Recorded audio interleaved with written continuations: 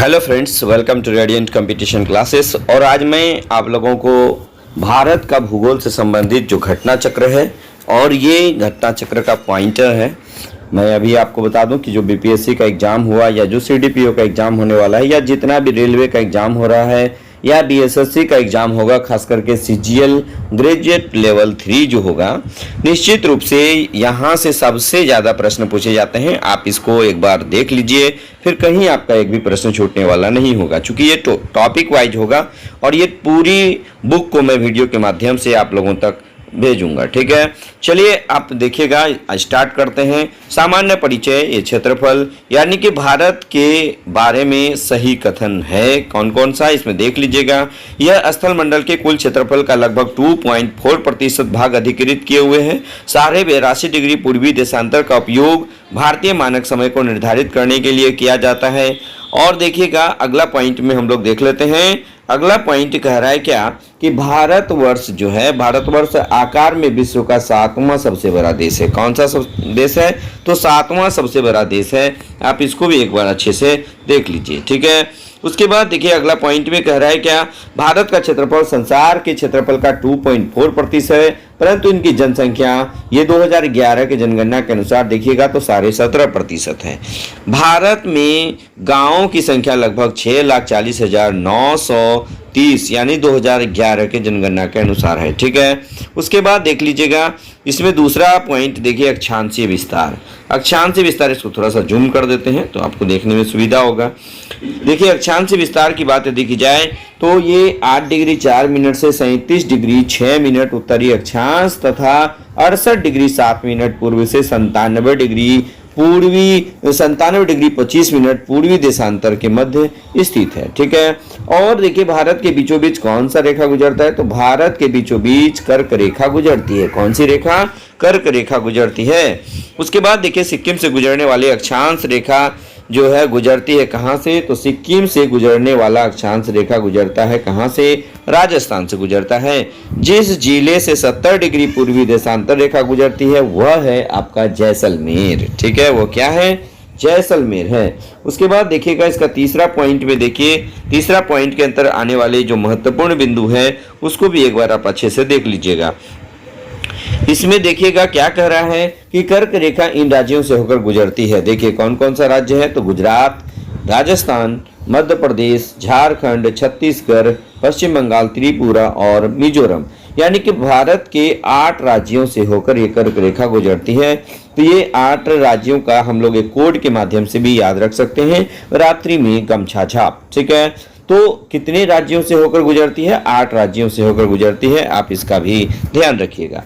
उसके बाद देखिएगा अगरतला, गांधीनगर, जबलपुर एवं उज्जैन में से कर्क रेखा से निकटतम दूरी पर कौन स्थित है? तो इसका राइट आंसर हो जाएगा गांधीनगर।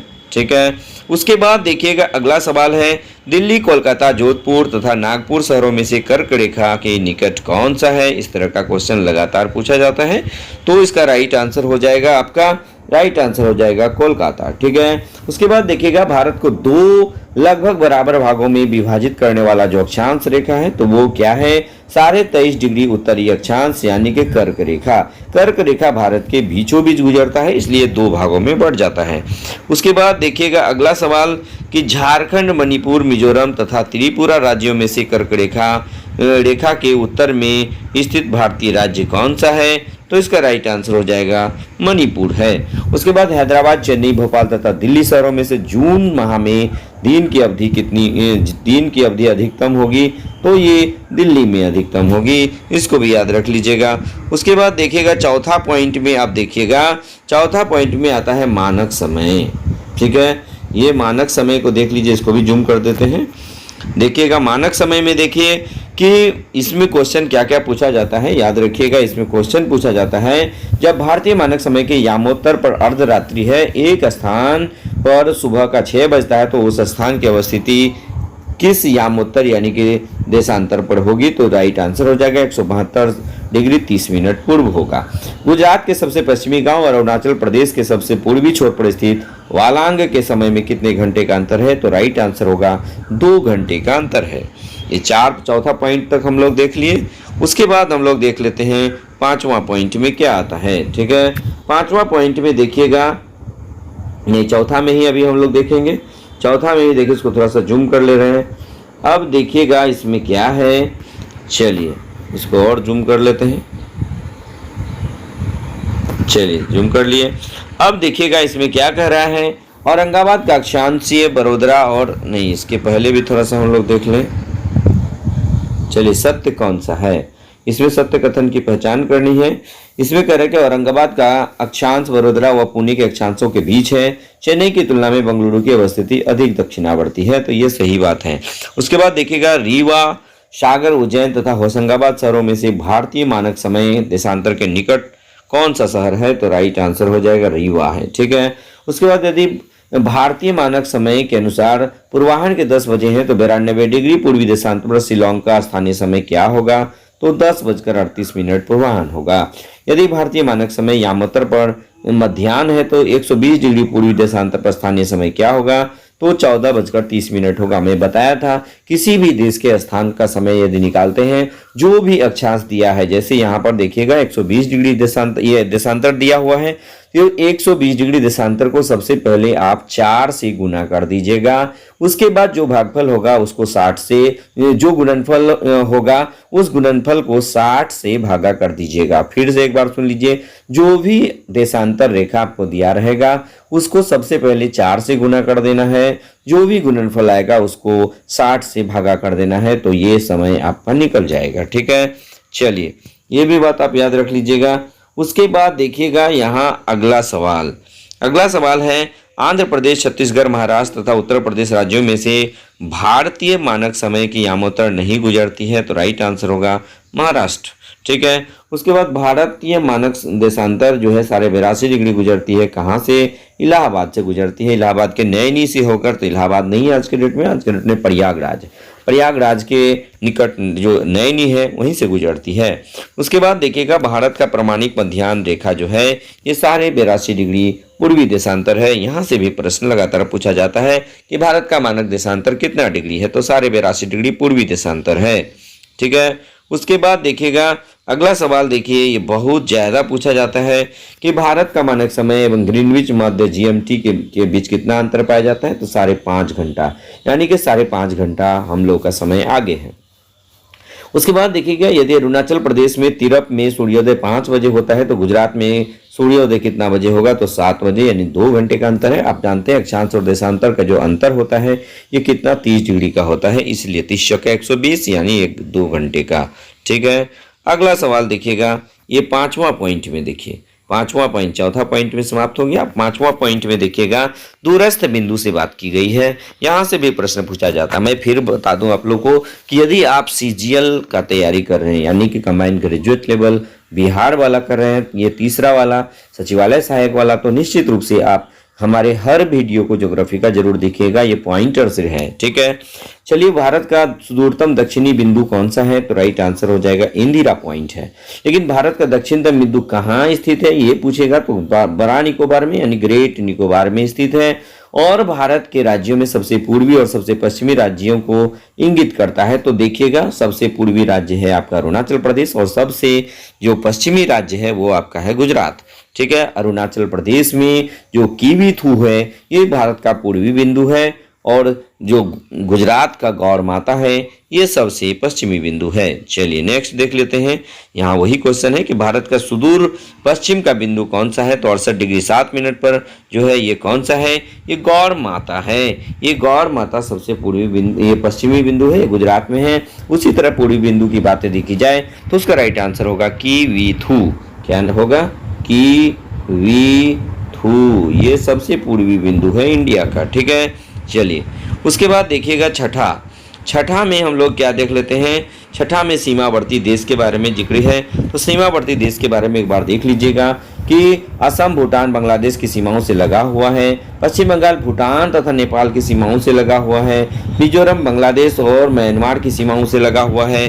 उसके बाद देखिएगा मेघालय, त्रिपुरा, मणिपुर तथा मिजोरम राज्यों में से वह राज्य जिसकी सीमा बांग्लादेश से नहीं मिलती है, तो राइट आंसर हो जाएगा मणिपुर। ठीक है। उसके बाद देखिएगा एक और इम्पॉर्टेंट क्वेश्चन यहाँ पे आ रहा है, आप इसको देख लीजिए कि बांग्लादेश की सीमा से लगे भारत के राज्य कौन कौन से हैं। आपको ये भी क्वेश्चन पूछा जाता है परीक्षा में। तो देखिएगा, मेघालय है, असम है, पश्चिम बंगाल है, त्रिपुरा है और मिजोरम है। उसके बाद देखिए, सिक्किम, मेघालय, अरुणाचल प्रदेश तथा पश्चिम बंगाल राज्यों में से भूटान के साथ सीमा नहीं बनाती है, एक नहीं मिलते, तो राइट आंसर हो जाएगा मेघालय। उसके बाद वह भारतीय राज्य जिसकी अधिकतम सीमा म्यांमार से स्पर्श करती है, तो राइट आंसर हो जाएगा अरुणाचल प्रदेश। यानी अरुणाचल प्रदेश की सीमा अधिकतम जो है म्यांमार से स्पर्श करती है। चलिए, उसके बाद हम लोग नेक्स्ट देख लेते हैं, नेक्स्ट पॉइंट में क्या है। नेक्स्ट पॉइंट में देख लीजिएगा, ये भारत का भौतिक विभाजन, नहीं इसमें और भी बचा हुआ है, इसको भी एक बार आप लोग देख लीजिए। इसमें देखिएगा, देखिए ये जूम करते रहे, आप देख लीजिए आप लोग। इसमें देखिए, म्यांमार से उभयनिष्ठ सीमा नहीं है, असम की सीमा जो है म्यांमार से नहीं मिलती है। उसके बाद देखिए, पाकिस्तान से सीमा बनाने वाली भारतीय राज्य कौन कौन सा है, तो पंजाब, जम्मू कश्मीर, राजस्थान और गुजरात है। नेपाल के पड़ोसी भारतीय राज्य कौन कौन से हैं, उत्तराखंड, उत्तर प्रदेश, बिहार, पश्चिम बंगाल और सिक्किम है। चलिए, उसके बाद हम लोग नेक्स्ट देख लेते हैं, भारत के साथ सबसे लंबी स्थलीय सीमा कौन बनाती है, तो राइट आंसर हो जाएगा बांग्लादेश बनाती है। असम, नागालैंड, मेघालय एवं मिजोरम राज्यों में से बांग्लादेश से अपनी सीमा नहीं बनाने वाले भारतीय राज्य का क्या नाम है, तो राइट आंसर होगा नागालैंड। उसके बाद देखिएगा, भारत तथा पाकिस्तान के बीच सीमा निर्धारित की गई थी रेड क्लिफ रेखा के द्वारा।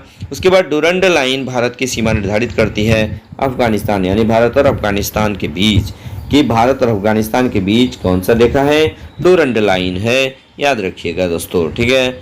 उसके बाद देख लीजिएगा, भारत तथा पाकिस्तान के मध्य कौन सा है, तो ये उदाहरण, ये जो मध्य सीमा रेखा है यानी रेड क्लिफ, ये कैसा सीमा है, ये परवर्ती सीमा, जिसको हम लोग अध्यारोपित सीमा भी कहते हैं। अध्यारोपित सीमा क्या होता है कि जब कोई बड़े राष्ट्र के द्वारा छोटे राष्ट्र को ये थोप दी जाती है, तो ऐसे सीमा रेखा को साधारण तौर पर ये परवर्ती सीमा कहते हैं या अध्यारोपित सीमा रेखा कहते हैं। उसके बाद देखिएगा, भारत और चीन की उत्तरी सीमा का सीमांकन किसके आधार पर किया जाता है, तो मैकमोहन, यानी मैकमोहन रेखा भारत और चीन के बीच है। भारत और श्रीलंका जो है वो किससे जुड़ा हुआ है, पाक जल डमरू मध्य, यानी कि जो भारत और श्रीलंका एक दूसरे से अलग होता है, पाक जल डमरू मध्य के द्वारा अलग होता है। ये जितने भी प्रश्न आपको बताया जा रहा है, ये अत्यंत VVI क्वेश्चन है। मैं बार बार बता रहा हूँ कि आप इधर उधर नहीं भटकिए, सिर्फ यहाँ ध्यान केंद्रित कीजिए, निश्चित रूप से यहीं से क्वेश्चन रहता है। मैं अभी BPSC का एग्जाम में देखा, उसमें सबसे ज़्यादा प्रश्न जो है यहीं से लड़ा है दोस्तों, ठीक है। उसके बाद देखिएगा, अगला सवाल है, अगला सवाल देखिए कि नेपाल, भूटान एवं चीन की सीमाओं से मिलने वाली भारतीय राज्य कौन सा है, तो राइट आंसर होगा सिक्किम। 3 तरफ से अंतर्राष्ट्रीय सीमाओं से घिरा हुआ भारतीय राज्य है त्रिपुरा। मैं तो इस सिक्किम के बारे में बता दूं, ये 7 सिस्टर्स में शामिल नहीं है, ठीक है, ये भी बात याद रखिएगा। उसके बाद देखिएगा, भौतिक विभाजन।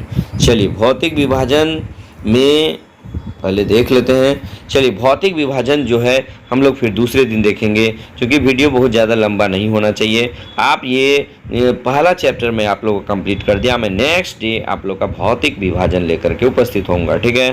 तब तक के लिए धन्यवाद।